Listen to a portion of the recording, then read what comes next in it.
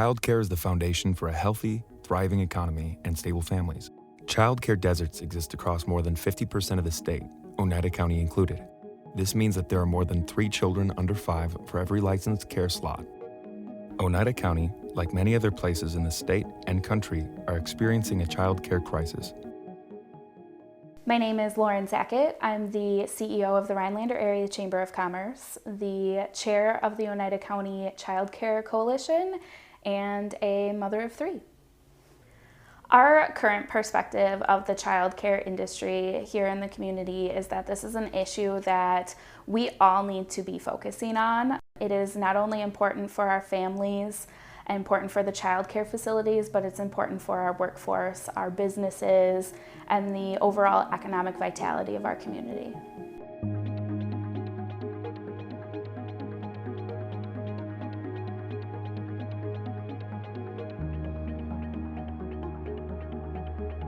My name is Tommy Wortman. I am the Interim Director at Grow North Regional Economic Development. We cover the northeast portion of the state and we deal with all things economics. It's quite expensive to have something that's an adequate service. And if you don't want to have that high price, you've got to subsidize it in some way. You know, the reality from a business model is that most businesses you can streamline, you can be more efficient by using technology, you can outsource things geographically. None of those things apply in childcare. Every childcare center, they can do what they can to make things more efficient and operate, but frankly, they still have to have the people in place to be able to take care of every child. Are there ways that we can help support as a community, that our leaders can help support this effort? And how can we find ways to pay for a service that's necessary, that is not scalable, that is good for our community? Current childcare issue is so important because our community depends on it in terms of the future. So if we think about what kind of future do we want to have in this town or this area, we need to think about the kids because the kids are the future. And so by investing in the high quality early learning experiences, we're investing in their brains and they bring those brains into the future, and those brains are gonna kind of help us have a robust community. They're gonna, be the workforce of the future. They're going to be the people taking care of us. It's just a super important issue from a variety of perspectives. We're in a major child care crisis. Families are struggling with finding regulated child care where they know their children are safe, where they know that they have professionals who are well trained. And beyond being a professional, it's also that relationship piece. Early childhood professionals do a lot of work in training, in classes, in meeting requirements to be sure that they're doing that very best early care and education. They're building that foundation for our children.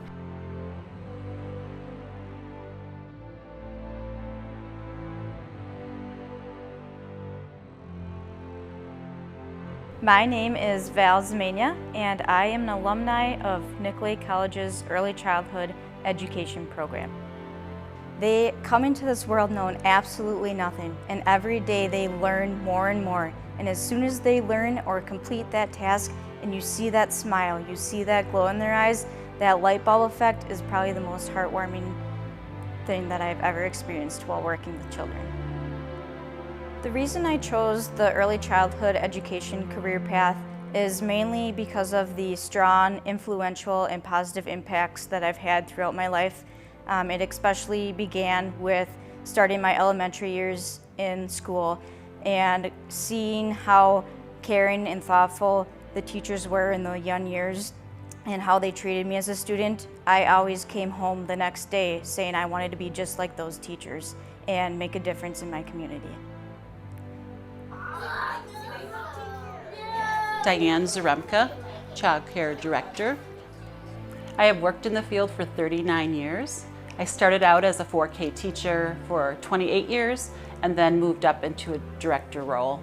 My current role is being a child care director and also being a teacher in the classrooms. My mom kind of directed me to work with children. I always wanted to be a teacher, so. Working with young children is so rewarding because they have a sense of wonder. And if you're willing to teach, they are so curious and ready to learn. It's so important between birth to 8 years. They make such remarkable developments. So it's really important to be able to teach them at those younger years of development. My name is Angie Zastro. I am a lead teacher at the YDC Youth Development Center for the YMCA of the Northwoods. I've pretty much worn every hat. I've been assistant teacher, lead teacher. I've taught children from infancy through school age. I have directed centers. I've been coordinators of programs and scheduling professionalism. So I've pretty much done it all from the beginning up to the directing and being the leader. I chose to step back into teaching because we have such a shortage of teachers, and that was really just kind of where my passion was. It's a simple question, but it's complex because first of all, above all, you have to love children and to understand that when you go into this, it's not an easy field, but it is an extremely rewarding field. I can guarantee that every day you're going to laugh and every day your heart's going to be pulled because you're going to see things that you would love to change for that child. You are simply a cog in their wheel to help them through things. Some things we can help, some things we can't, but we're there to nurture and to guide them. Working with young children is particularly rewarding because it's not just that child that you're working with, it's the family. It's even when mom and dad come to pick up or they drop off and maybe they had a rough morning, because I know as a parent sometimes we have really rough mornings and we're lucky we got out the door with everything intact. And it's still being able to greet them and have joy on your face that is contagious for them so that they can move on with their day and have a great day as well. You're not just an education provider or a babysitter or a child care employee. You're an extension of their family. And you get to be a part of their family and a part of their inner circle in a different way than perhaps a school district teacher might be, because you see them more often. So it is heartwarming and sometimes a lot of pressure, but incredibly rewarding to be able to be in that role.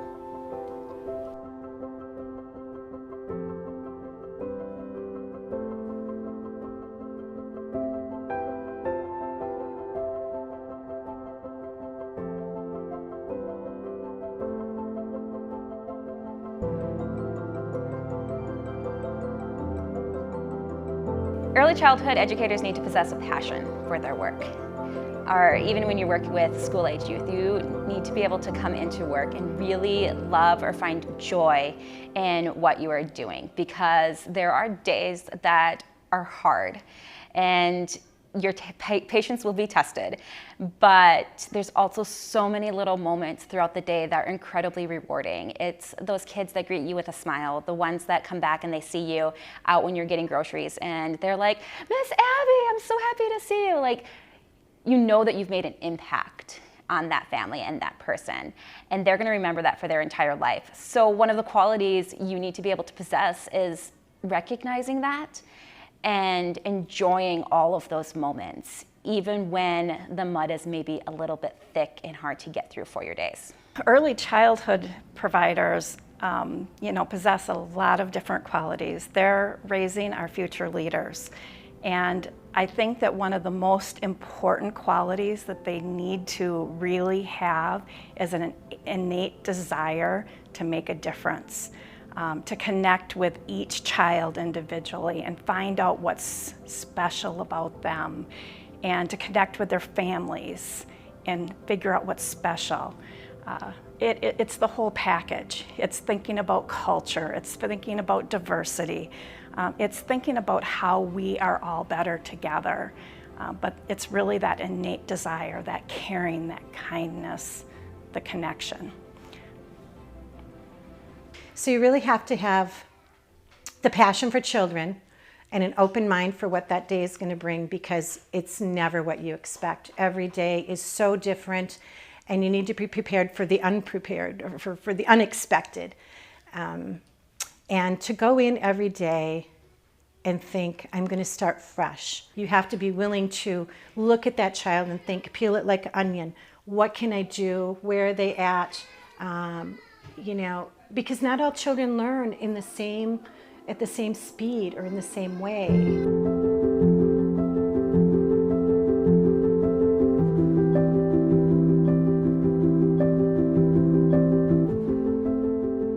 I think one of the most important pieces of advice is to connect with reliable people who have been in the field and who can really give you good advice as to what you need to know. What are the legal requirements? What are the things that are going to help to make you successful? Build that reliable support system around you, and that includes connecting with your child care resource and referral agencies, connecting with the colleges, connecting with the people that can help you to navigate some of those uncertain areas. I wish I would have known when I got started in this field that there are many different career pathways. You know, originally when I first had an understanding of the field, I thought it was just, you know, working in a specific type of setting, but I realized that the field of early childhood is vast. You can work in a variety of different capacities.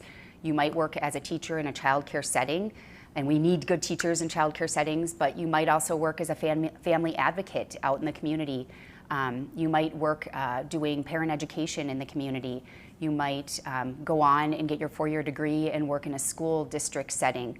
And all of those pathways are important to recognize, because it just gives the idea that you don't know where you're going to end up. And so starting small, for example, maybe working in a child care setting is a really good way to kind of figure out where you want to be, and it also is helping our communities as well. I think one of the best pieces of advice I could give somebody is that you're not going to be stuck in a box. So don't think of your career as one trajectory. Early childhood education has a lot of different ways that you can go. You can work with school-age youth, you can work with infants, you could work in an administrative role, supporting staff that are working in those rooms. There's a lot of different ways, so don't box yourself in. And if you decide that you want to be an early childhood education or a child care professional, and you want to teach directly in a classroom, don't box yourself in with specific lesson plans. You get to teach kids through a variety of different ways, and it's a constant learning and evolving system. So the sky's the limit. I love my